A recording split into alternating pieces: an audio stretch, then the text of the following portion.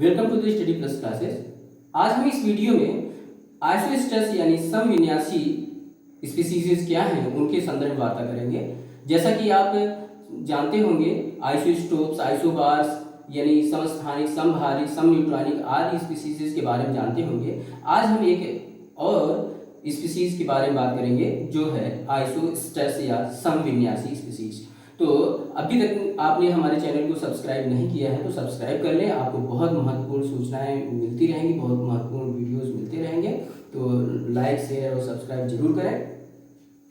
Subscription free है, free to all है, तो सब्सक्राइब करने में आपको कुछ नहीं जाता है। बस आपको जो वीडियोस हम अपलोड करेंगे वो नियमित रूप से आपको मिलती रहेंगी और बिना किसी रुकावट की मिलती रहेंगी। तो चलिए आइसोस्टर्स पर बात करते हैं। आइसोस्टर्स देखें, लैंगमूर 1919 में लैंगमूर महोदय ने कहा कि वे आयंस और molecules, those molecules and ions which have equal number of atoms and electrons, they do have similar electronic arrangements, that is similar structures।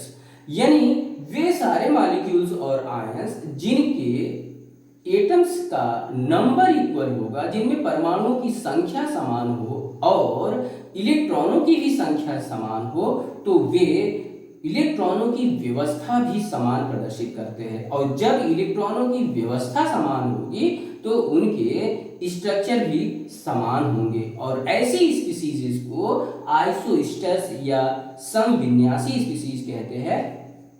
तो इस प्रकार के ग्रुप्स को आइसोस्टेरिक ग्रुप या समविन्यासी समूह कहते हैं। और देखें यहां पर तब दो बात क्लियर हो गई, वह यह है कि आइसोस्टर्स कैसे समूह है। आइसोस्टर्स आइसो इलेक्ट्रॉनिक और आइसो स्ट्रक्चरल स्पीसीज हैं।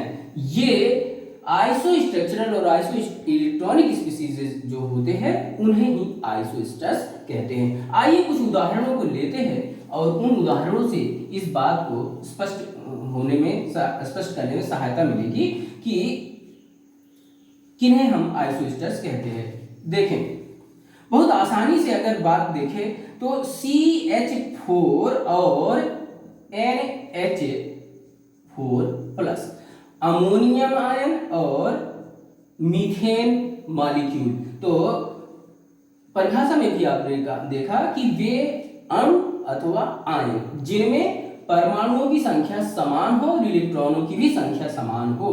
तो देखें परमाणु संख्या, यहाँ 4 हाइड्रोजन के परमाणु, 1 कार्बन का, 4 1 5, यहाँ पर भी 4 1 5, तो 5 परमाणुओं की संख्या यानी एटम्स की नंबर 5 है। और देखें इनके पास इलेक्ट्रॉनों की संख्या, तो कार्बन का 6 एटॉमिक नंबर होता है, हाइड्रोजन का 1 है, तो यहाँ पर कितना दिख रहा है 6 4 10।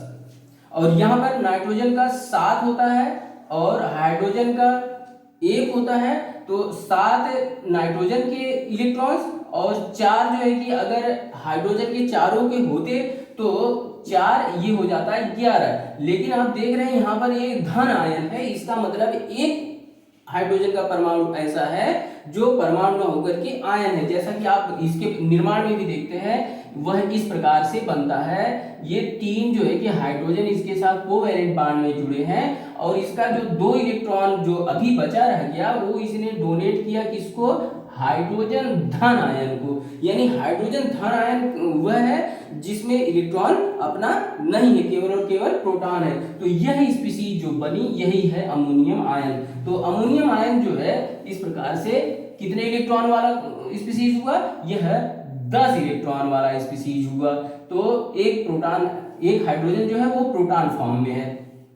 तो आपने देखा इन दोनों के पास जो परमाणु की संख्या 5, इलेक्ट्रॉनों की संख्या 10 है और इनकी जो स्ट्रक्चर है वह क्या है, टेट्राहेड्रल स्ट्रक्चर जो है कि आप मीथेन की जानते हैं। और अमोनियम भी अभी जो स्ट्रक्चर ड्रॉ किए थे उसमें भी ये चीज दिखी थी कि यह भी इस प्रकार से है।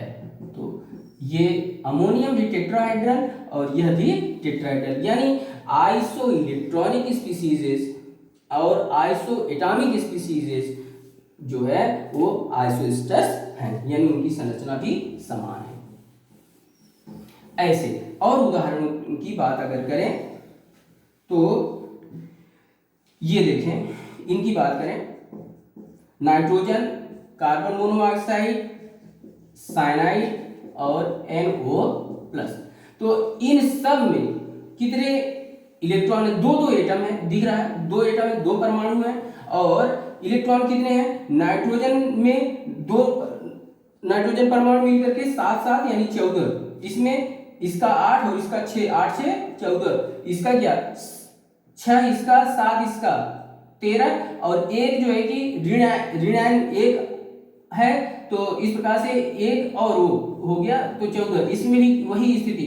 यह देखिए 8 ऑक्सीजन का 7 नाइट्रोजन का 15 होता है, लेकिन यहाँ एक धन आयन है, यानी एक इलेक्ट्रॉन कम है, यानी 15 में से एक घटा तो 14, यानी 14। ये सब के सब 14 इलेक्ट्रॉन वाली स्पीसीज हैं। और इनका जो स्ट्रक्चर है वह देखेंगे तो वह भी सब का लीनियर स्ट्रक्चर है, सबका लीनियर स्ट्रक्चर है,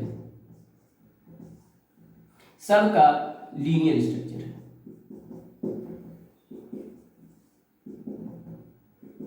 तो सबका लीनियर स्ट्रक्चर,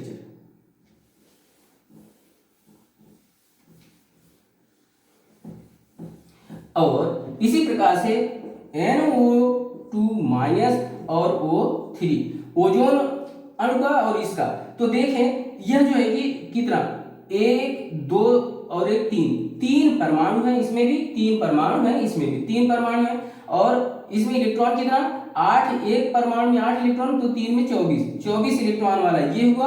और ये क्या 7 और ये 8 दूनी 16, तो 16 और 7 23, और एक आयन से तो ये जो है 24, तो 24 इलेक्ट्रॉन इसमें 24 इलेक्ट्रॉन इसमें। और इनकी स्ट्रक्चर जो है कि दोनों की कुछ इस प्रकार से है ना। ये तो आप क्या देख रहे हैं वी शेप्ड स्ट्रक्चर, तो दोनों की वी शेप्ड स्ट्रक्चर। और इसी प्रकार से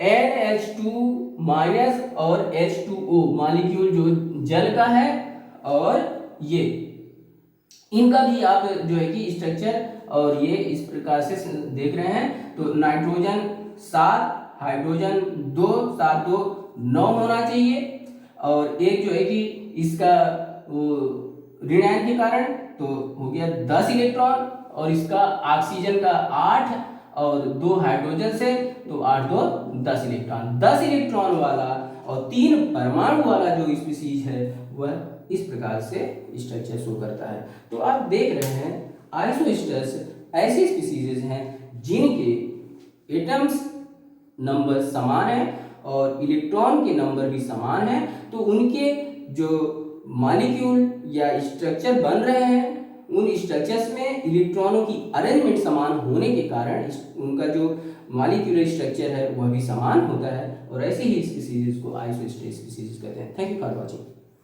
तो चैनल को सब्सक्राइब जरूर करें और बेल आइकन को भी दबाएं, जिससे जैसे ही वीडियो अपलोड हो तुरंत आपको सूचना मिल जाए और आप लगातार अपडेट होते रहें। Thank you.